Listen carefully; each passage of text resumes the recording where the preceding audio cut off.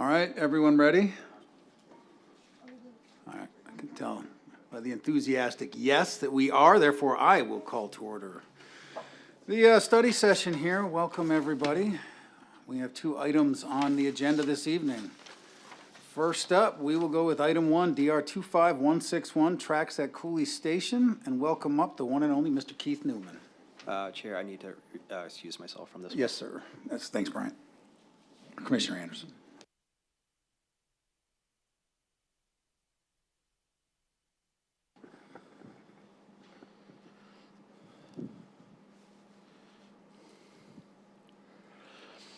Chairman, members of the Planning Commission, good evening. So my only project that I'm bringing before you tonight is for, as you stated, tracks at Cooley Station. See if I can get this to work. Is there an on switch on this thing or something? Okay. Nope. We had problems at council a couple weeks ago too with this. Is there another one?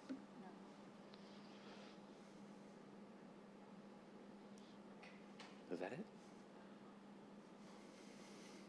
I guess you have to like turn the on switch on this thing. That's interesting. Thank you, Veronica. I appreciate it. If we could commit that to the record. Yeah. For all of us to now know that in order for it to work, we must turn it on. Yes, Thank you. perfect. Okay, so the project site is located, as you can see in the aerial map in front of you, it is located along Williams Field Road in the heart of Cooley Station, right just west of what we call the Cooley Station Village Center. And you can see it highlighted. The project site actually looks like a home plate.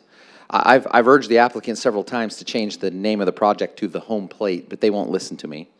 But there it is, right there. And this project has come before you before. A couple of years ago, the project site received zoning approval for a PAD amendment. And we showed you the design of the development plan at that time. So some of you were on the board, the Planning Commission then, so you should be a little bit familiar with the design.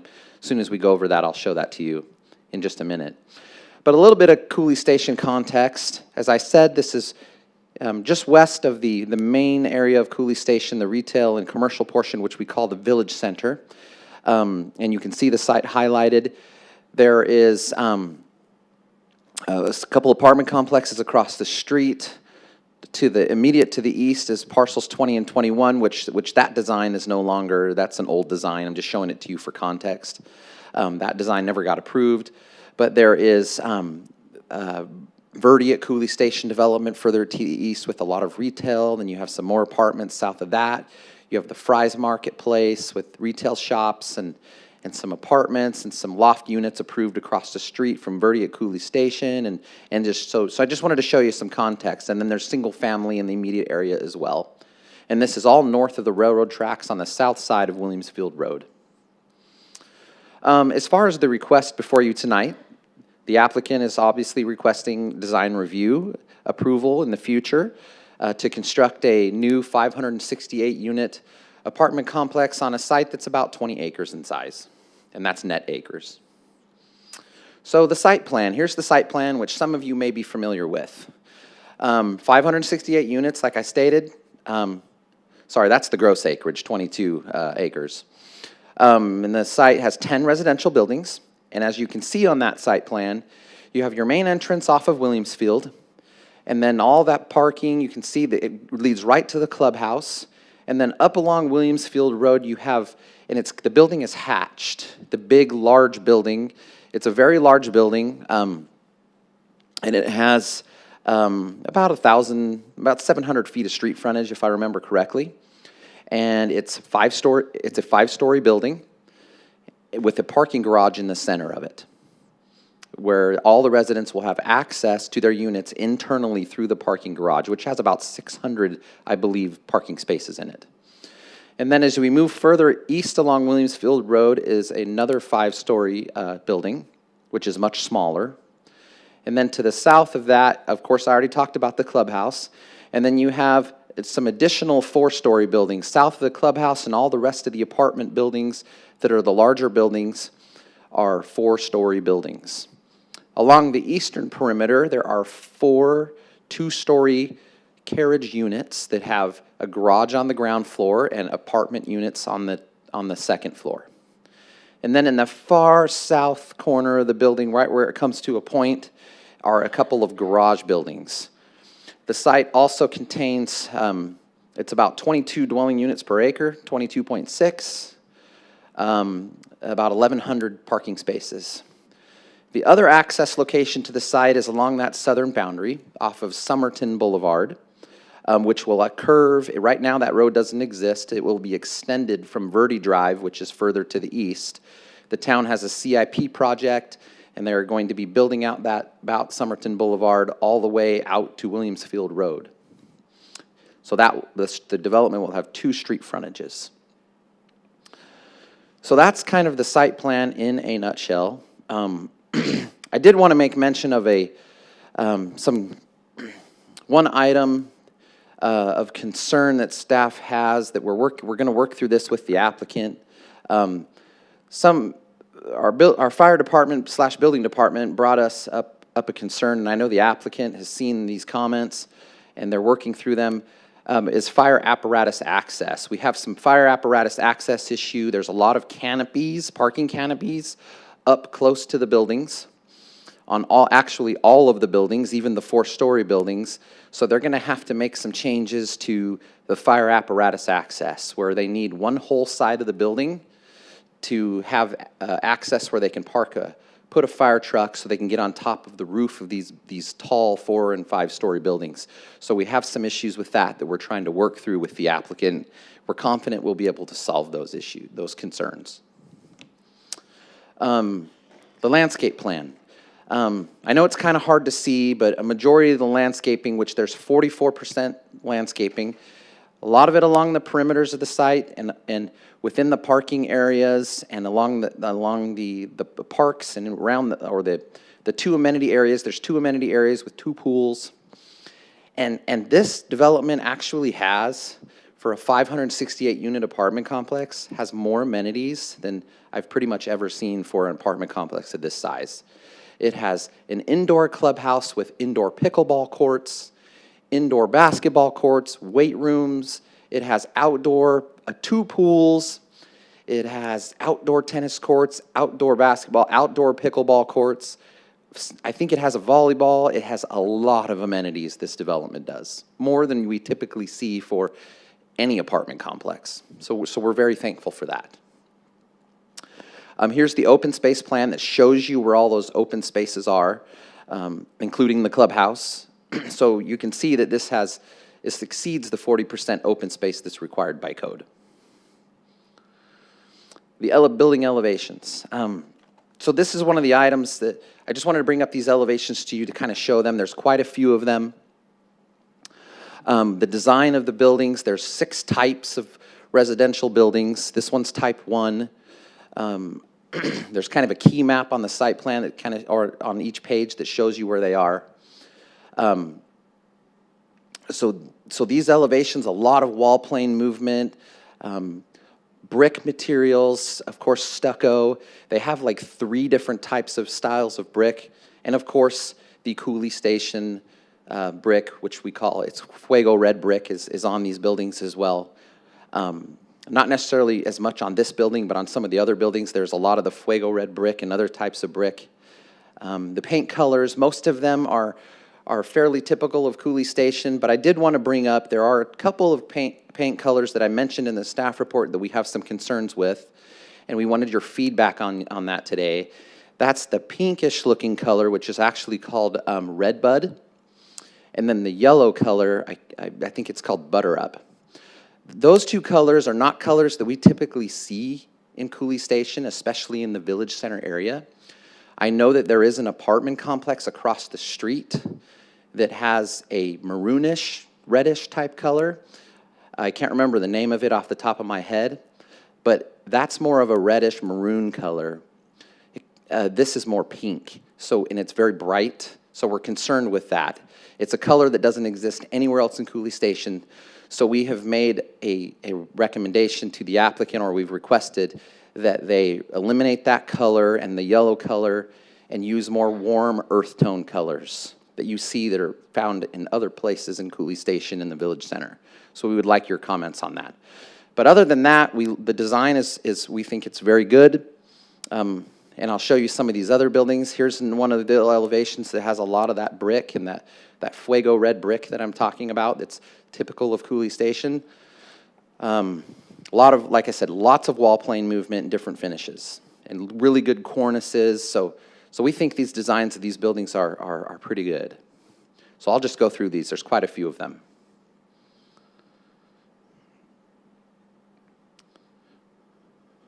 Building type 3, a lot of buildings, so just bear with me here for a second. Most of these are the 4-story buildings. And then here's the 5-story building that's along Williamsfield Road. And that north elevation has a lot of wall plane movement, a lot of different articulations on these buildings. It even has limestone on that far right-hand side. And you can see that red bud color, that pink color that we're concerned with. But overall, the design of these buildings we believe is really good. This is the back side of the building, which you can't see the movement, but there's a lot of movement. And it steps way far back and goes way far in at certain points. Okay, here are the carriage units. Flat roofing. Again, there's that yellow color. We've actually made a recommendation that the applicant change that color and add some of that Fuego red brick or some other brick on this building to kind of complement the other apartment buildings. Here's the clubhouse, very nice clubhouse. And this is a 2-story clubhouse. Here's the garage elevations. Again, here's that pink color that we have concerns with. So that's it for my presentation. Requested input, elevation designs, colors, and materials. And I already talked to you about the fire apparatus access, so I don't know if we necessarily need input on that. I did put it on here, but we have just wanted to mention that concern. So I am open for any questions if you have any from me. So thank you very much.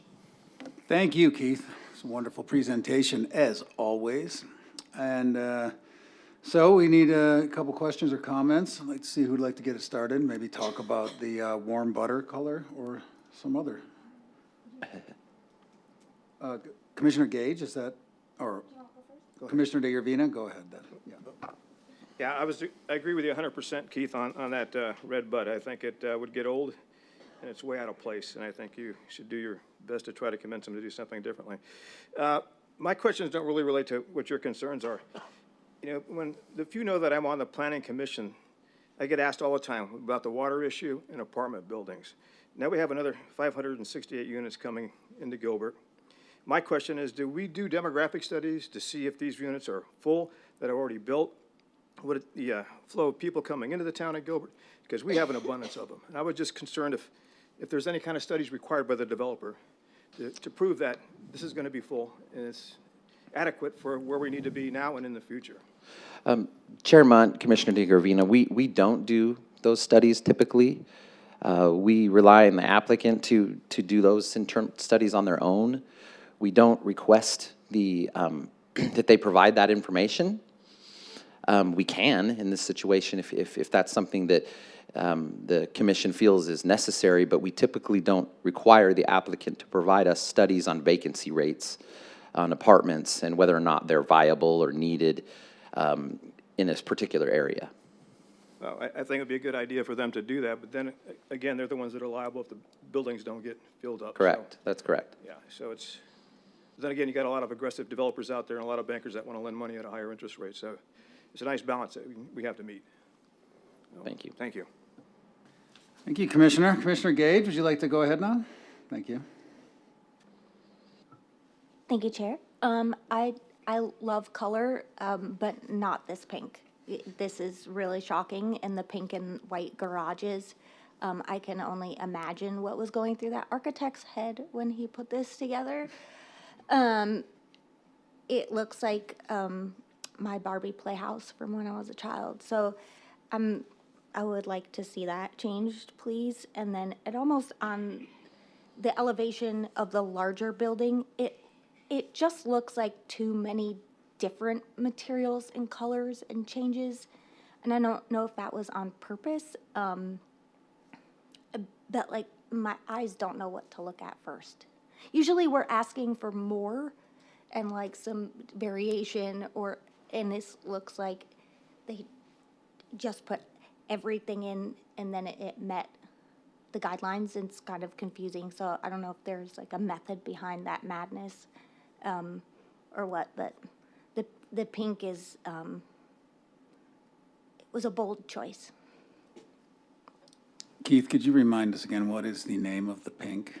Just Chair Mont, the pink is called, Red Bud. Red Bud. Okay, so I just want to make sure we're talking, that's not pink, it's Red Bud. Chair Mont, if you look it up on, I believe it's Sherwin-Williams website, it's a little bit darker than what these elevations are portraying, but not much. It's still very pink. Right. A little bit darker than that, because these elevations, it's hard for them to probably match it exactly, but it is still a pink color. Okay. And do you know, Keith, just, when have we seen this? We've seen this before years ago, right? This project? Chairman, yes, a couple of years ago, they came before you to establish a development plan and they asked for some deviations on height of the buildings to go above. This is in the vertical development overlay district, so they can go up to 69 feet with the buildings. And then they had a landscape setback on the eastern boundary. But yes, you have seen the design of this site before. Yeah. But this is the first time you're actually seeing the design of the elevations. Okay, that's what I was wondering. I wanted to make sure this wasn't something where we told them, these colors are too bland to go get them, and then they came back with the hot butter and rosebud. So, okay, thank you. Commissioner Wang. Thank you, Chair. My question is with the traffic. So we have 565 units. That's a lot of car coming out, and I bet a lot of them will make left turn to go on the freeway. And it looks like there are 2 access points on Williamsfield. Is either one of those going to be signalized? Chairman, Commissioner Huang, we're currently going through a TIA, reviewing the TIA on this property to see what the impacts are on the surrounding street network. I don't believe in the TIA that they are requiring a traffic signal. So that will not be at that entrance, because I think Clint is here, and Clint can answer that question, but if you want to go ahead and answer it, Clint, but I don't believe we're recommending a traffic signal, but Clint is here and can answer that question better than me. Yeah, hello, good evening, Chair, Commissioners. So Wade is to the left of your screen right here. That's going to have a traffic signal. They will have access. You can see at the very pointer off of Somerton there at the, so yeah, Wade was right there. That's where the traffic signal is going to go. So the development will have an option using Somerton. There's an access to the south there. Do you want to show them the access off of Somerton? Yes, Right there, yeah. But yeah, but the main one off of Williamsfield will be unsignalized just because of the close proximity of the signal. Okay, that make me feel better, Okay. because So yeah, they will otherwise have you're an going to put a lot option. of U-turn on Yeah. Williamsville. So it does give them an option to use a signal during peak hours, so. Thank you. Thanks, Clint. Very well. Commissioner Davis, did you have anything you wanted to add? Thank you, Chair, I do. I was also not supportive of the red bud. It's kind of funny, depending on where you look on what screen, it shows up a little different. If you look at that screen over there, it comes across more like that darker red that's across the street. I think on our iPads here, I looked at the Sherwin-Williams site as well, and this seems more accurate versus what we see here where it's pretty bright. I think there's a lot happening on these buildings. There's, as Commissioner Gage said, you almost don't know where to look. We've got the really heavy whimsical cornices. You've got a lot of push and pull, which I appreciate. I think adding all that color with it, I think something has to balance. If we're going to have that much movement, that much happening, it would calm it down to maybe not be going with such bright colors. So that would help. But I could see if they want to use it in much smaller amounts, maybe as an accent somewhere. But in the large mass amounts, they're using that red bud, it just seems like a lot. And I'm not as averse to the yellow shade, but also I just think this building has so much going on that it might benefit from just toning it down a little bit with the colors and going a little more neutral. Even though I too like color, but this just seems like quite a bit happening. Some of the detailing on this I think is going to be really important, how this comes across. For instance, like on those patios, it looks like those are stucco where they have the rhythm of squares going across there. Just making sure we have proper score lines or paint, you know, to define the paint changes so that it doesn't just get done poorly. I agree on the garages. I don't think it's appropriate to use red bud on those. You want garages like that to just kind of go away.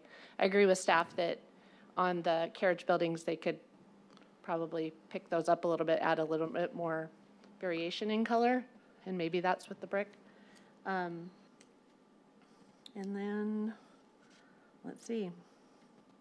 I think that's all I had. So, thank you. Thank you. Very well, thank you. Vice Chair, anything to add?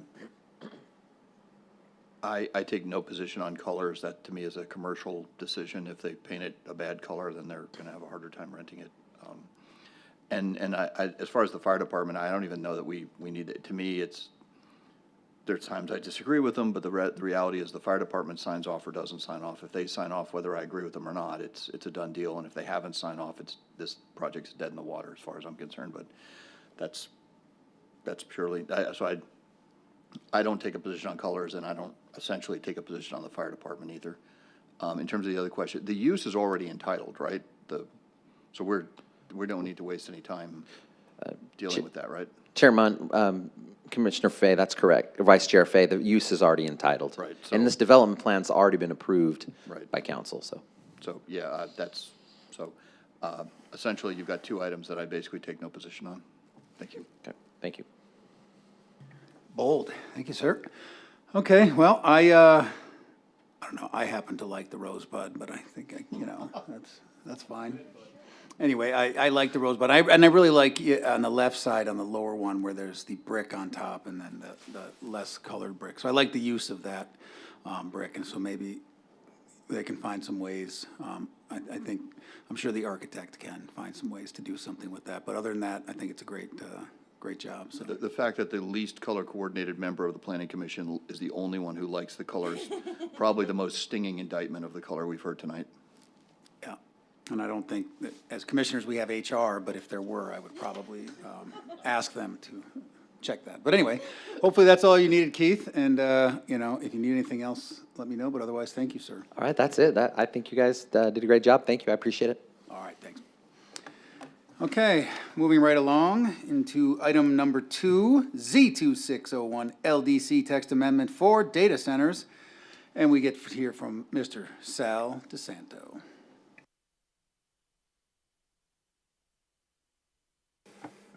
All right, good evening, Chair and Commissioners. Almost at afternoon there. The item we'll be taking a look at is case number Z26-01, which is an LDC text amendment related to data centers.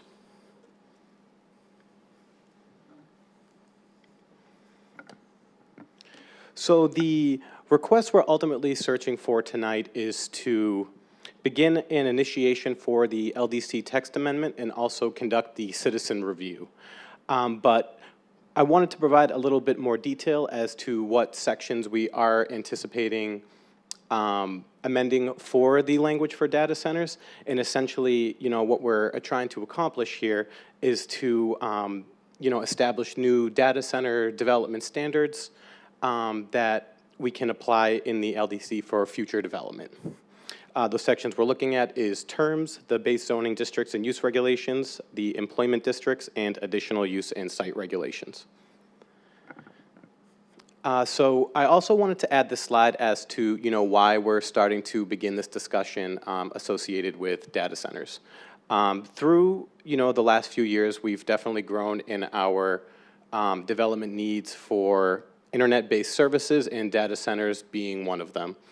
They host a number of operations for online services, from cloud service or, even application success, right? So as these technological pieces start to develop, we also need built infrastructure that can help these pieces along.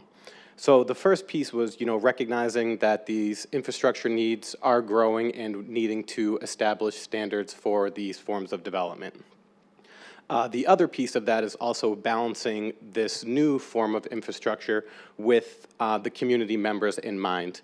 With data centers, there are typical issues related to sound, scale, the potential utility demand, as well as the architectural character of these developments.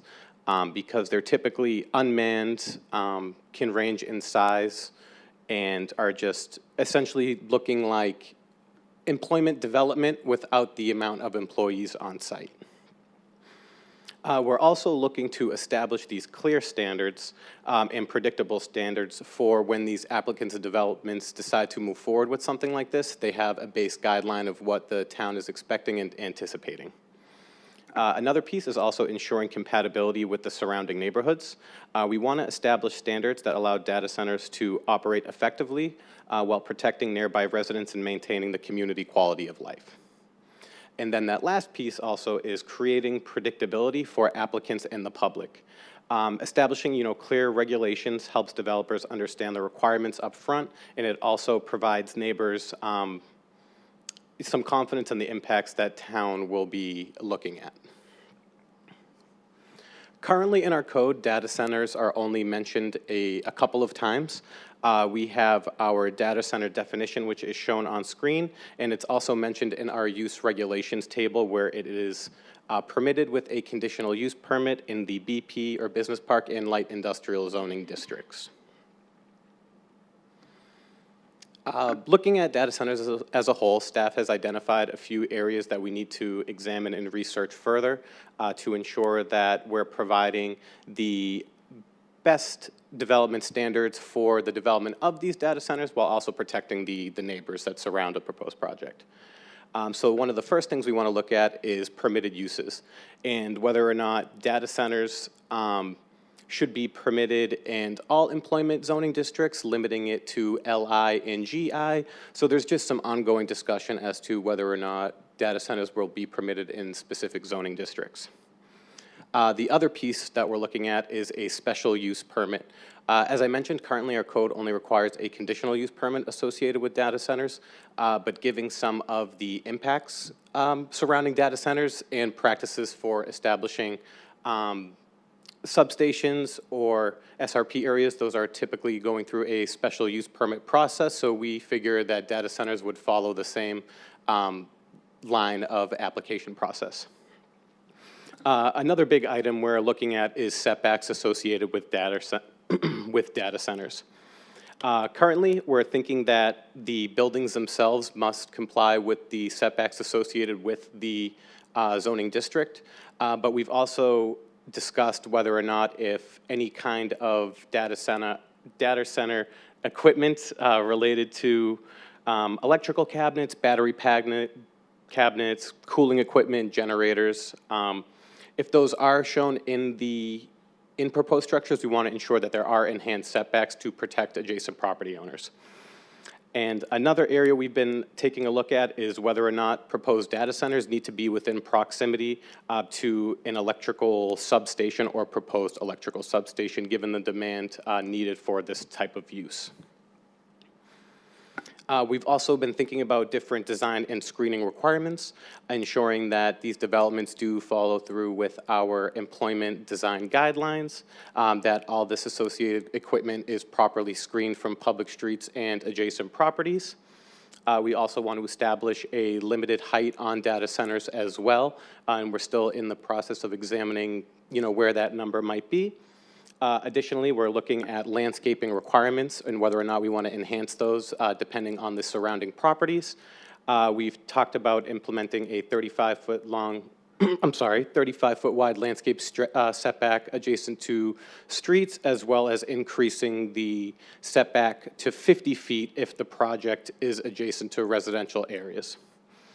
And the last piece is sound mitigation. While we've been researching data centers, it has come up that these do create a decent amount of noise, giving all the cabinets and equipment on site.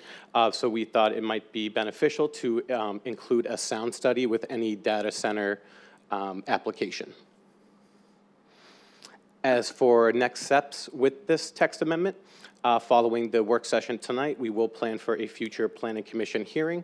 We will then make a recommendation for council. We would have a study session there, and then that final council hearing.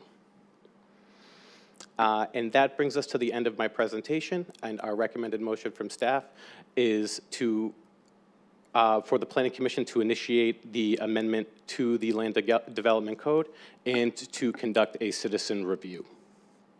And I am open to any questions you all may have. Thank you very much, Sal. Who'd like to kick us off with any questions for Sal? Commissioner Davis? Thank you, Chair. Sal, how many data centers, do you know how many Gilbert has? I tried looking it up today and I only found one, but I didn't know how many existed in Gilbert currently. Chair Munt, Commissioner Davis, I don't know the exact number off the top of my head. I do know we do have that one in town, but other than that, I don't have an exact I number. was just curious.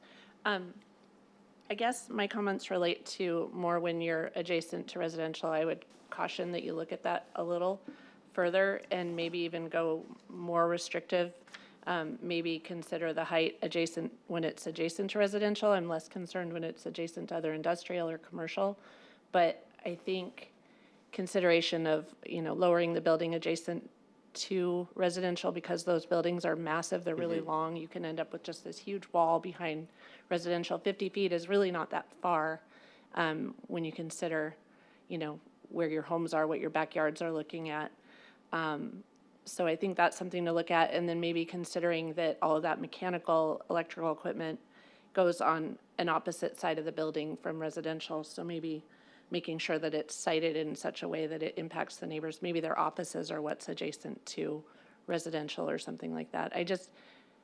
They really aren't a good neighbor to residences, and I think the more mitigation we can put there, the less trouble there'll be in the future when they come through public hearings. So, and just to create better neighborhoods and keep our neighborhoods good quality. So those are my comments. Great, thank you so much. Thank you, Commissioner Davis. Commissioner Huang? Oh, Commissioner DeGravina? Yeah, thanks for the presentation, Sal. I got some curiosity questions. Have you had requests to build data centers? Because Gilbert is basically landlocked, but not built out. Where would they be going? They're huge. Chair Munt, Commissioner DeGravina, at this time, we haven't had any applications for a formal data center.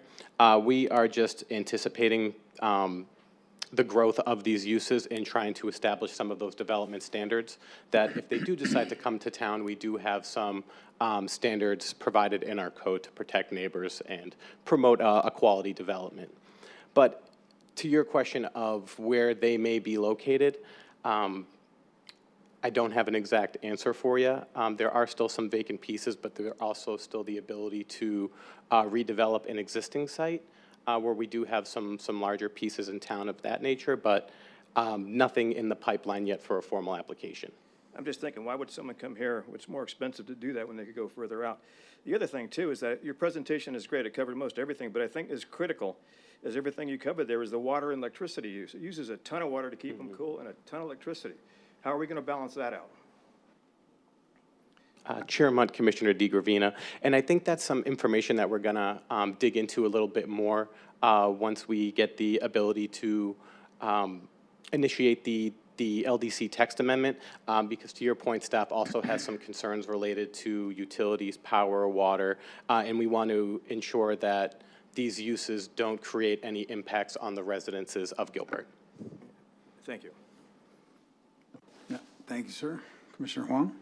Yeah, I just want to echo with Commissioner DeGravina with the water usage, because on one of your slides with the area you examine, I don't see exam for water usage. And I know they use a lot of water, and our town, being in the desert, water is precious. So I would say look into that deeper. They need to prove the water consumptions that we can support them, in our town. And I know you mentioned about, some of the benefit, but they don't employ a lot of people. You got you got a huge data center, they probably have 2 people operating the whole thing, so they don't really bring in a whole lot of employment. So that's what I have. Thank you. Thank you. Thank you, sir. Commissioner Anderson?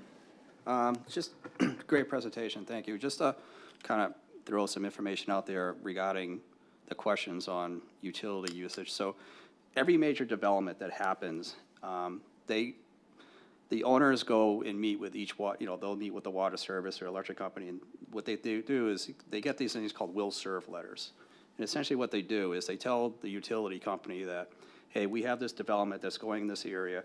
Let's say it's multifamily, because I'm pretty familiar with that process and I've seen it. They'll contact the utilities and say, this is what we're doing, it's X amount of units. Do you have the capacity for this? So they'll research it and say, yes, we do. Water lines are sized correctly. If they're not, they'll say water lines need to be increased. So there is a process in place that developers need to go through to understand if, before they commit to a site, do they have the utilities that's going to be provided to them? So I think we should feel comfortable with that is covered. And then the second thing that was brought up was regarding, we all know these things do take a lot of water, but they recycle probably 95% of the water that they bring in. I mean, a good example is as the TSMC project up north in North Phoenix. They have a ton of water, but they recycle like 95% of the water there. So they're not drawing a whole lot of water from the system. So there are places in there, I think we should feel comfortable with that, but I agree with town that we should have something in place to kind of protect the neighbors. So when these facilities, if they choose to come to Gilbert, that, we are protecting, their neighbors, the people that are here, and making sure that 80-foot tall, data centers, 500,000 square foot, not being built direct next to a single-family residential. So that's just kind of my soapbox. Thank you. Thank you, sir. Anyone else have any comments or questions? Vice Chair? Yeah, I agree with, Brian kind of stole part of my thunder, but at the same time, right now, our council is getting kicked in the teeth over water issues. I would encourage you to keep very close from a political standpoint. Keep your department, stay very close to at least the city manager and the council, so that any of the messaging doesn't end up hurting council at a time when they're already getting black eyes and beaten over water issues. I don't think it's, again, it's not that huge of a water drain. And ultimately, I don't think it's that big a deal, but that's a hard political sell to make right now. So stay close to, keep this one close to your city management leadership, please. Understood. Thank you, Commissioner Fay. Thank you. Anyone else? All right, yeah. Well, Sal, I'll just say that, and I agree that I think that from water and energy, there's clearly implications that on a macro level need to be evaluated very carefully, and I think that this is a step in the right direction for a municipality to be able to manage some of those questions that otherwise might have been an impossibility to be able to manage. So I think we're doing the right thing, and I'd say, is this a vote thing, Elena, or do I just shoot the race start gun? Fake gun, remember, not.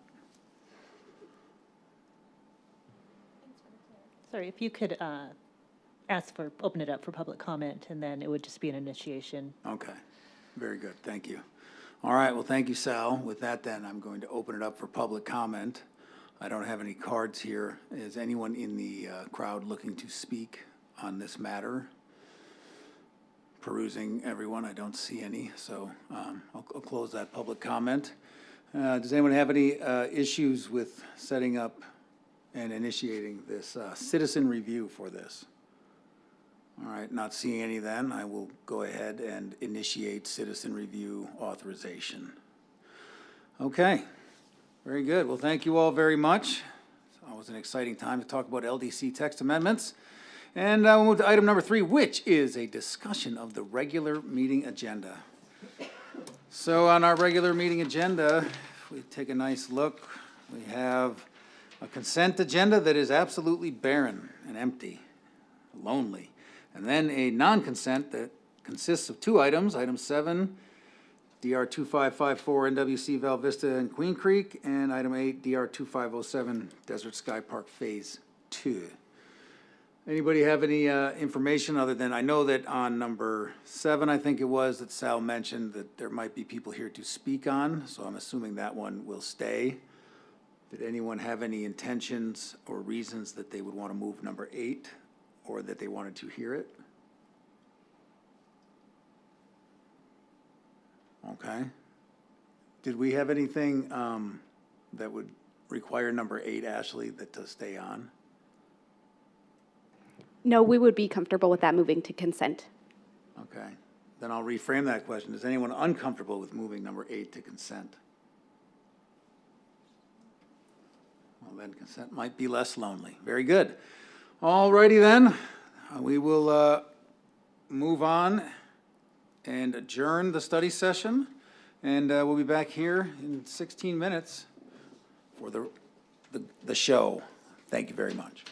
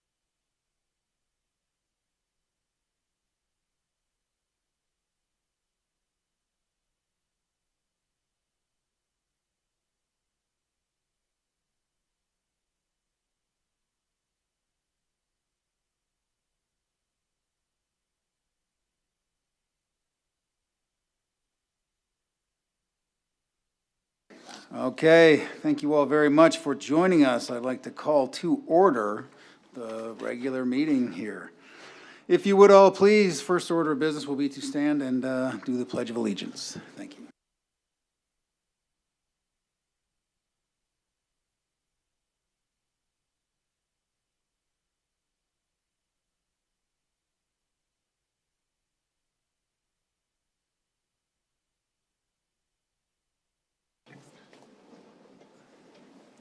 Thank you all. If I could please have a roll call, Ashley.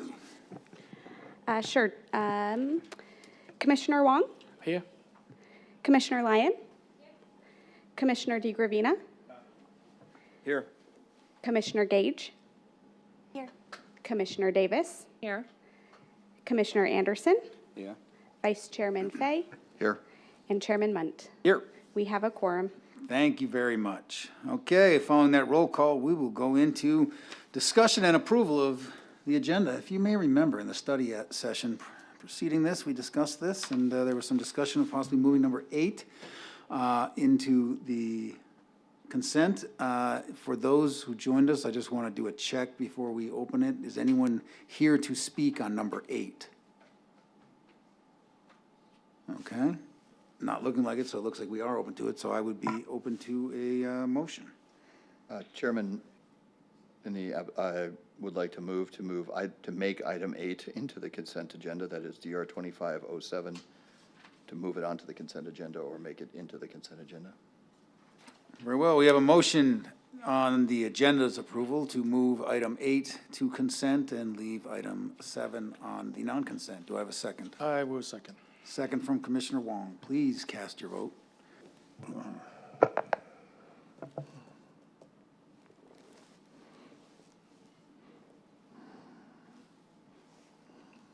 All right, motion carries 7-0.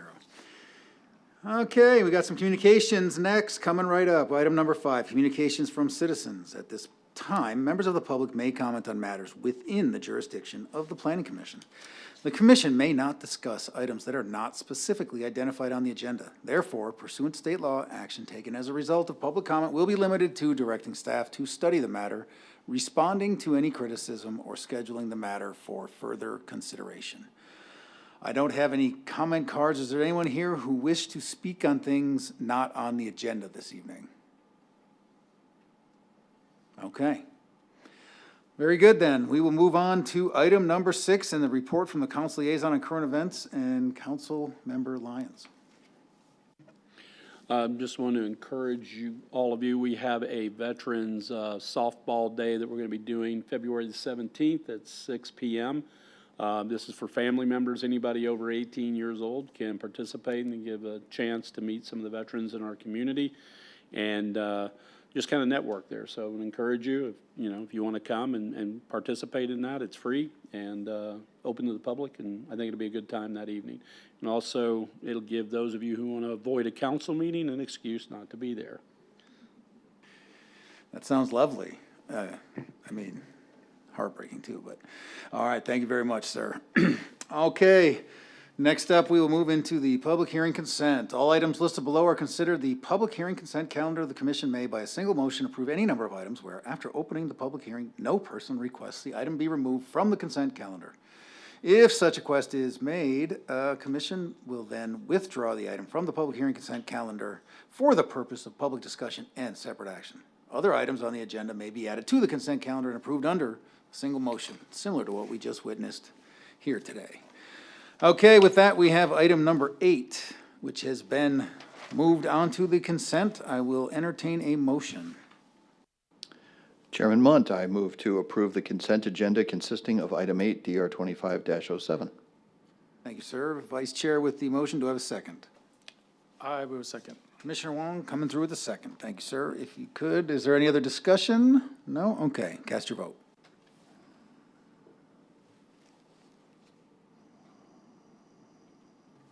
Motion carries. Consent approved. Thank you all.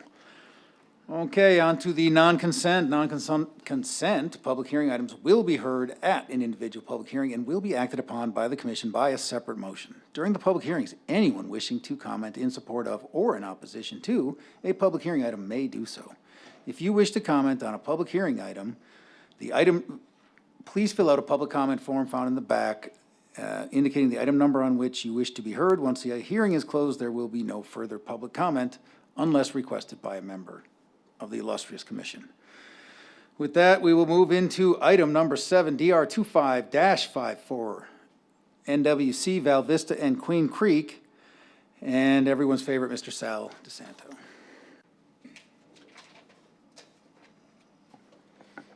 Hello again, Chair and Commissioners. Appreciate those kind words. The application we'll be taking a look at next is DR 25-54, the northwest corner of Val Vista and Queen Creek. Just to provide a bit of context here, the subject site is outlined in blue and is located within the Vista del Oro Planned Area Development Overlay. The subject site is located at the northwest corner of Val Vista and Queen Creek, and that outlined portion in blue is roughly 8 acres, a part of the overall 12.95 acre master site plan. The entirety of the site is zoned shopping center and is directly adjacent to single-family residential to the north and to the west. Just beyond Queen Creek Road to the south, we have some more shopping center, and just beyond Val Vista to the east, we have some more single-family residential.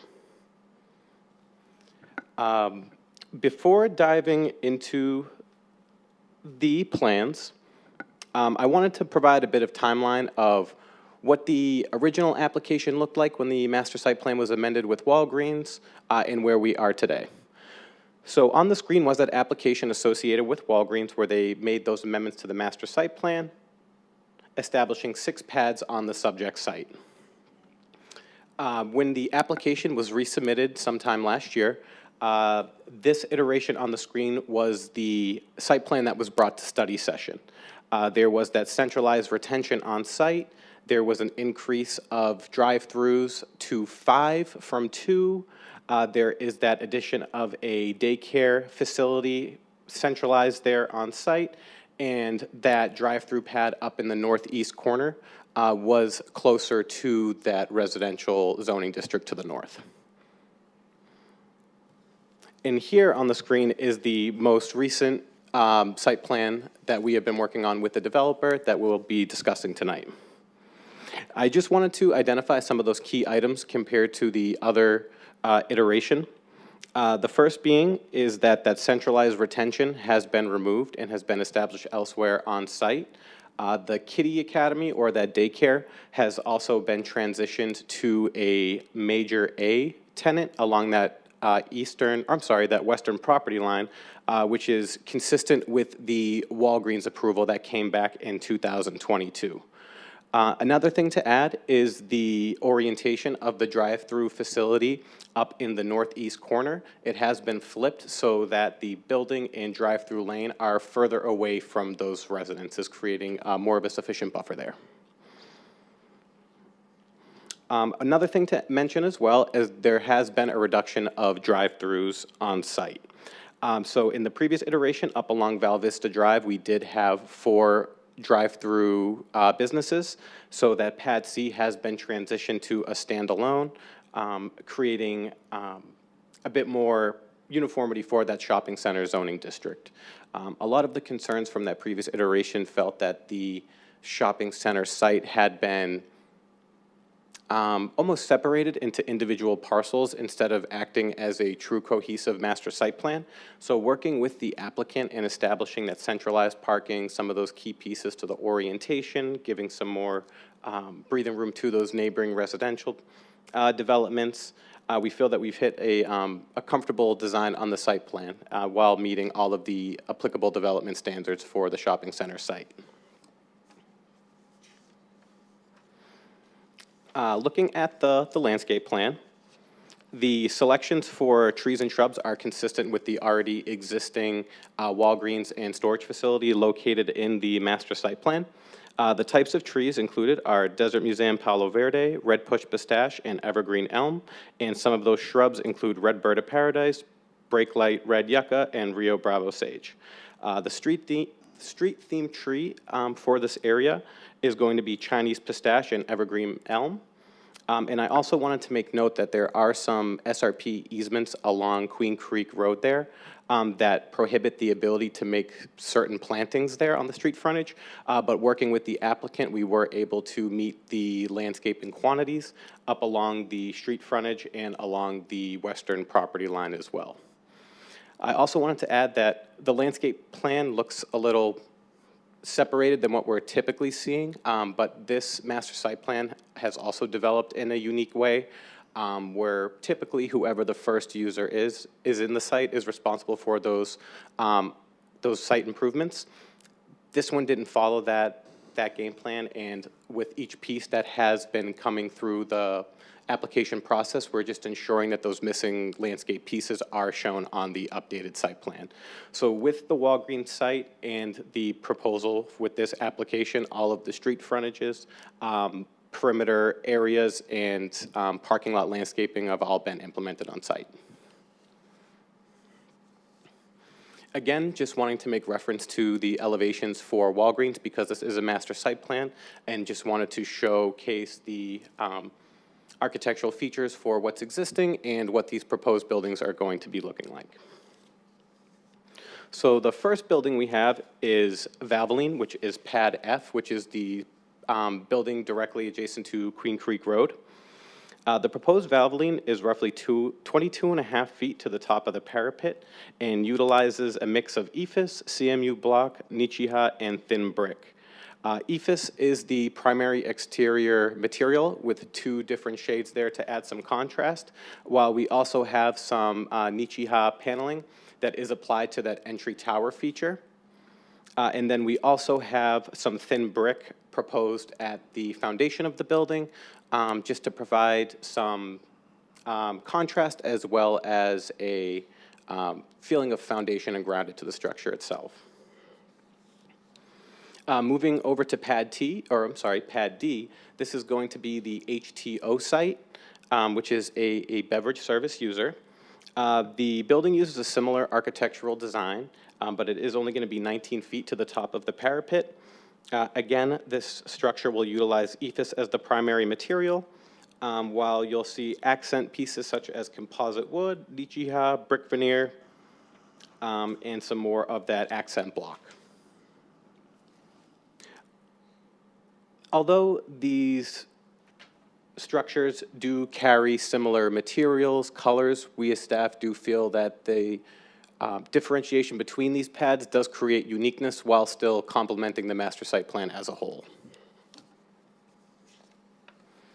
As for public participation, an official notice was posted on site and mailers were sent to the adjacent property owners and HOAs.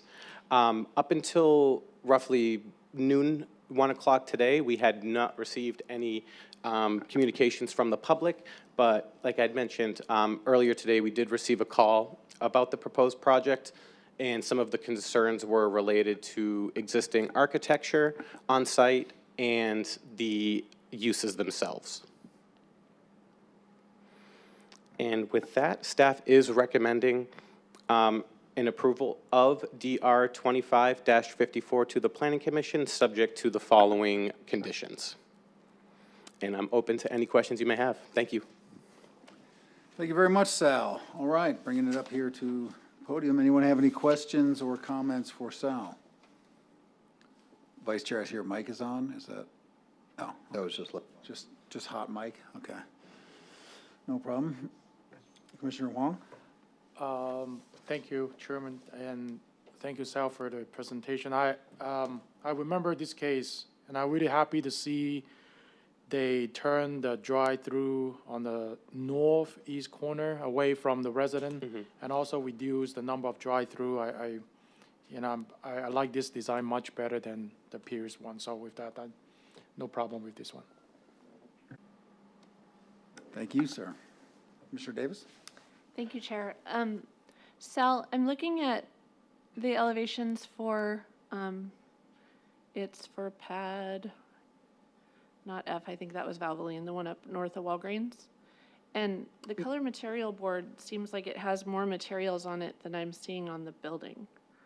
And maybe I'm just blind, but it seems to me that the wainscot, is it because it's representing there's a split face brick, but is that painted, the iron ore? I guess I'm just trying to figure out where the brick is and where the split face is. Chair Munt, Commissioner Davis, that is correct. So they are proposing the thin brick as the foundation material, but they are proposing to paint it that iron ore to create that stronger contrast. Okay, so it'll have texture. It'll just be painted. Okay. And, because there's two thin brick veneers shown here. Are they both on the building? Or, I was, just take a look at that. I just wanted to be sure that that color material board's correct. But I appreciate that that's got some texture on the bottom. I didn't want that to just be just stuck or EPIS, so thank you. Thank you. Very well. Anyone on the other right flank over here? No? Okay, well, in that case then, is the applicant here to speak, or is it? They are here. I don't know if they have a presentation, but they are happy to answer any questions you may have. Okay. Does anyone have anything they wanted to ask or see from the applicant? Lovely, okay. Well, and then I don't have any comment cards. I'll open up the public hearing. Anyone here to speak on this item that did not fill out a card? Okay, not seeing anyone. All right, then I'll close the public comment, bring it back to the dais here, and have discussion or a motion. Vice Chair? Chairman Munt, I felt this item come somewhat barely, but met standards prior to the revision, so I think that this one's relatively straightforward to me. Yeah, I agree with you, sir. Anyone else have anything they wanted to cover? Okay, well then. And Chairman Munt, I move to approve item 7, DR 25 TAC 54. We have a motion for approval. Do I have a second? I'll second it. Commissioner Wong going for the hat trick. That a boy. No more discussion. Please cast your vote.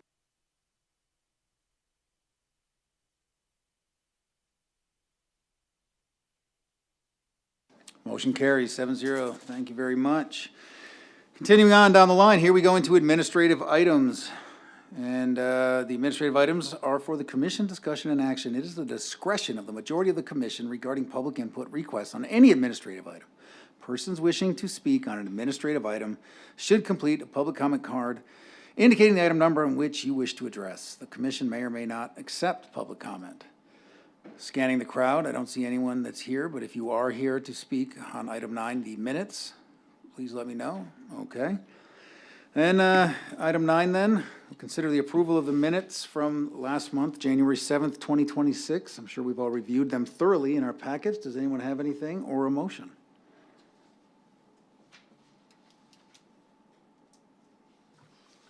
Chair, I'll move to approve the minutes from the January 7th, 2026 meeting. We have a motion on the table to approve the minutes from January 7th, 2026 from Commissioner Davis. Do I have a second? A second? Second from the Vice Chair. Please cast your votes.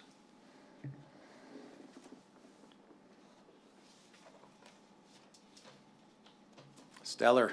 Motion carries. Thank you. Okay, going in then into, on the communications, we do not have an executive session, so we will go right into item 10, report from chairman and members of the commission on current events.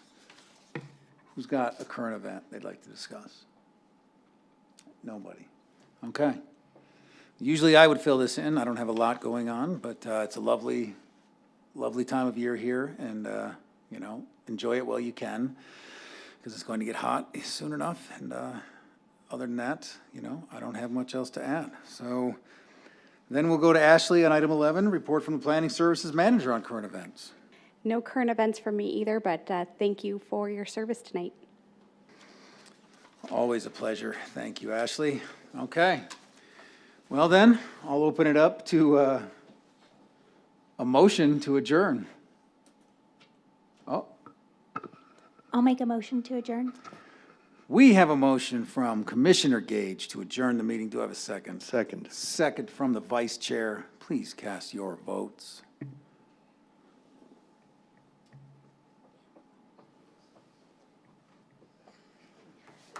Okay, motion carries 6-1. Everyone can see I didn't want to leave. I love you guys that much, that's the thing. All right, very good, thank you much. The meeting is adjourned. It's on 6:21, holy